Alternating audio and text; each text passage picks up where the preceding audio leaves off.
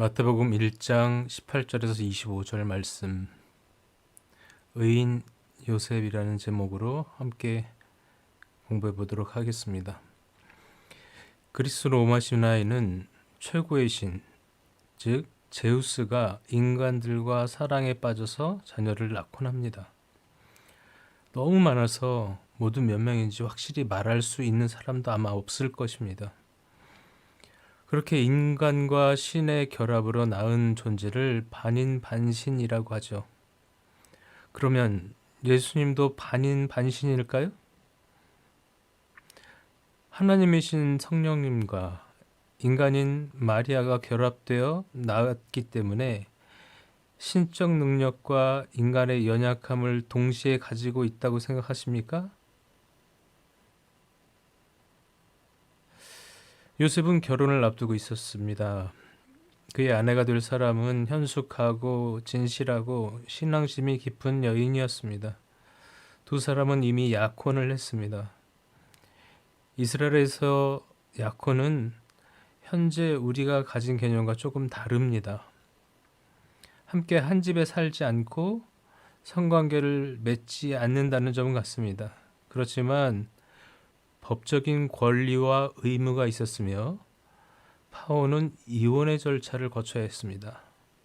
만일 배우자가 약혼 기간에 사망하게 된다면 과부 혹은 허랍이라고 분류가 되었습니다.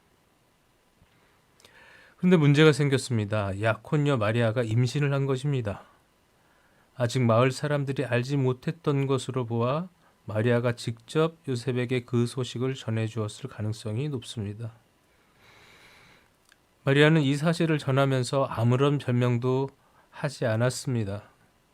어차피 자신의 어떤 변명도 요셉은 믿을 수 없을 것이라 잘 알고 있었기 때문입니다. 어떤 남자가 자신의 약혼녀의 임신을 받아들일 수 있겠습니까? 요셉은 깊은 고민에 빠졌습니다. 그리고 결심합니다. 조용히 파혼하기로 한 것입니다. 요셉의 파혼 결정은 하나님의 계획과는 달랐습니다. 요셉은 파혼하려 했지만 하나님은 마리아를 아내로 태어날 아기를 자신의 아들로 받아들이라고 종용합니다.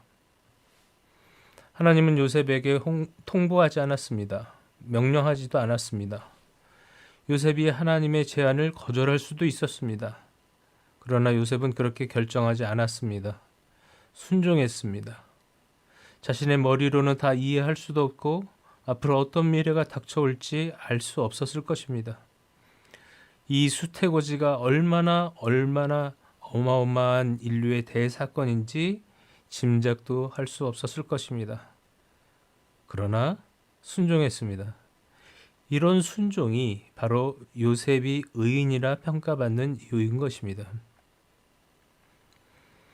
이렇듯 특별한 과정을 통해서 태어날 아기는 구원자가 될 것입니다.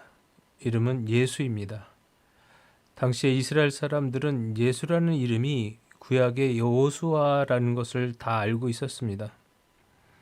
그럼 여호수아가 이집트로부터 이스라엘 백성을 구원했던 것처럼 아기 예수가 로마의 압제로부터 이스라엘을 구원하겠구나 생각했을 것입니다. 그것이 당시 이스라엘 사람들이 고대하던 메시아의 모습이었습니다. 그러나 아니었습니다. 이 아기 예수의 탄생은 차원이 달랐습니다. 무려 죄로부터 그 백성을 해방시키기 위해 하나님이 보내셨다는 것입니다. 요셉은 앞으로 태어날 아기 예수가 죄의 문제를 해결하기 위해 오는 것이라면 정상적인 가정에서 정상적인 방법으로 태어나면 될 일인데 왜 이런 특별한 과정과 사람들의 시선에는 죄로 인해서 잉태된 아기로 태어나야 하는 것일까? 의문을 가질 수밖에 없었을 것입니다. 그리고 왜 자신과 같이 평범한 집안을 통해 이 엄청난 인물이 태어나야 하는 것일까 생각했을 것입니다. 그리고 깨달았을 것입니다. 아, 이 아이는 다윗의 혈통에서 태어난 영원한 왕위를 물려받아 세상을 통치할 왕이시구나. 나는 이 구원 역사의 영광스러운 도구일 뿐이구나. 이사야 선지자는 처녀가 잉태하여 아들을 낳을 것이요 그 이름은 임마누엘이라 하리라 라고 말씀하고 있습니다. 처녀는 스스로 잉태할 수 없죠. 인간은 자웅동체가 아니지 않습니까? 그러면 남성이 필요합니다. 잉태에 있어 남성이 있어야 할 자리에 성령이 채워진 것입니다. 그래서 태어나는 아기의 이름을 임마누엘이라고 하는 것입니다. 바로 하나님이 우리와 함께 계시다라는 뜻입니다. 하나님이 인간의 세계에 직접적으로 임하신 대사건인 것이죠. 동정녀 마리아를 통해 성령으로 잉태된 아이는 특별한 목적, 즉 우리를 죄에서 구원하기 위해 오신 구원자, 그래서 하나님과 우리의 끊어진 관계를 회복하기 위해 오신 그리스도, 그래서 우리와 함께 계시는 임마누엘이신 이 아이, 우리 부부를 통해서 태어난다면 이 얼마나 영광스럽고 기쁜 일입니까? 성경은 요셉을 의인이라고 평가하고 있습니다. 왜 요셉은 의인일까요? 성경의 순서를 잘 살펴보시죠. 요셉의 정혼이 먼저였고요. 마리아의 임신 소식이 들려온 것이 그 다음이고, 요셉의 조용한 파혼이 그 다음이며, 사자의 현몽과 수태고지, 그리고 마리아와의 결혼. 이 사이에 요셉의 의인이라는 평가가 있습니다. 네, 바로 조용한 파혼 전입니다. 두 가지 해석이 가능합니다. 첫 번째 해석은 요셉이 의인이기 때문에 파혼하려고 했다고 해석할 수 있습니다. 의인이라 함은 율법에 충실하게 살고 율법을 근거로 결정하며 죄와 죄가 아닌 것을 구분할 때 율법의 기준이 되는 것입니다. 정혼자 마리아의 임신은 부정으로 인해 일어난 것이라고 판단해서 율법에 따라 마을 사람들의 정죄를 받아 돌에 맞아 죽도록 내어 주어야만 합니다. 그러나 그렇게 하지 않았습니다.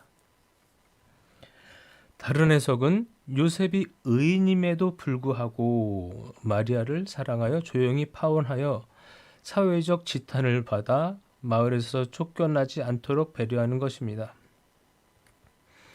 요셉은 이 선택을 한 것으로 보입니다. 그러나 그렇게 되면 요셉은 의인이라는 평가를 받을 수 없습니다. 그러면 요셉은 왜 의인이라 평가받는 것일까요? 예수님은 제자들에게 너희 의가 서기관과 바리새인보다 더 낫지 못하면 결코 천국에 들어가지 못하리라 말씀하셨을 때 제자들은 경악했습니다. 당시에 가장 의롭다고 평가받는 서기관, 바리새인, 제사장 그룹들보다 더 의로워질 수 없다고 생각했습니다. 그러면 천국에 들어가지 못하는 것입니다. 어떻게 해야 의로워져서 천국에 들어갈 수 있을까요?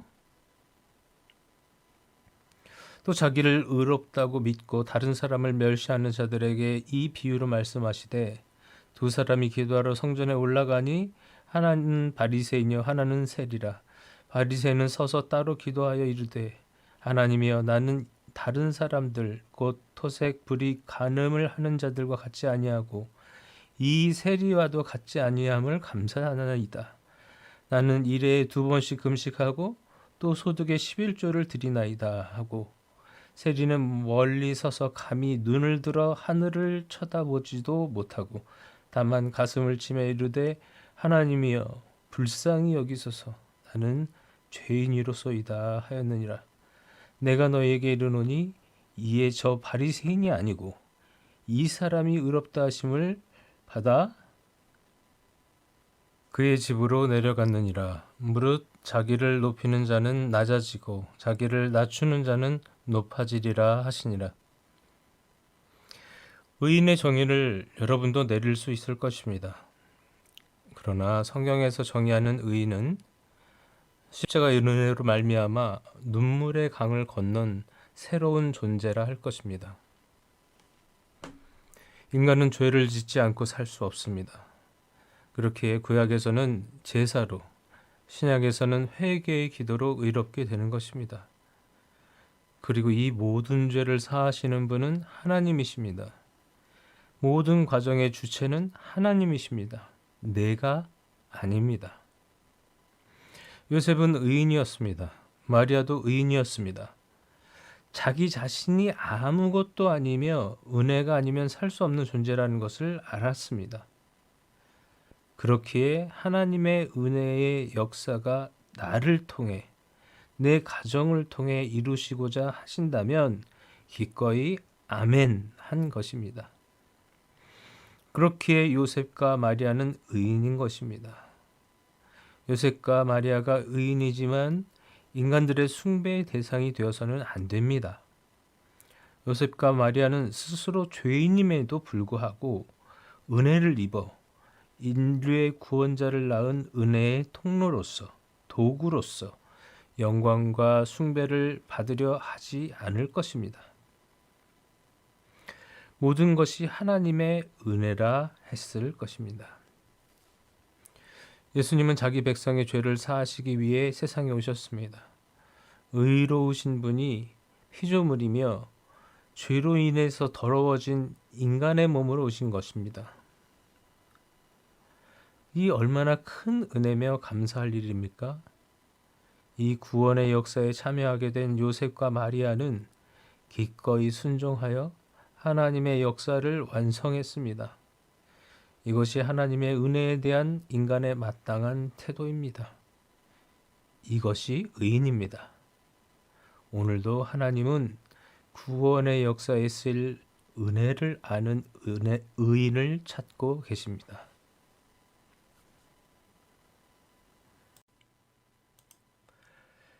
오늘도 은혜가 풍성한 하루가 되시길 바랍니다. 일용할 양식의 김성문 목사입니다.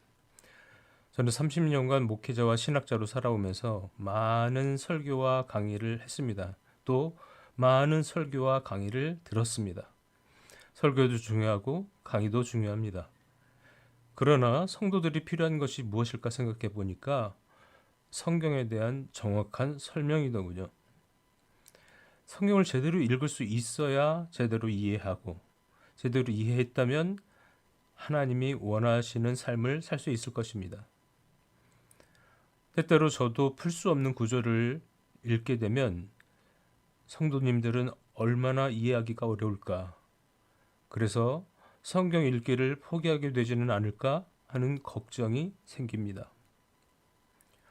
성경학자들은 평생 성경을 공부했지만 텍스트로서의 성경을 잘 안다고 해서 신앙의 깊이도 정비례 하는 것이 아니더군요. 또 설교자들은 목회에 많은 시간을 쓰다 보니 정작 중요한 성경을 연구한 시간이 없어 깊이 있는 설교를 준비하기 어려워하는 것을 보게 되었습니다.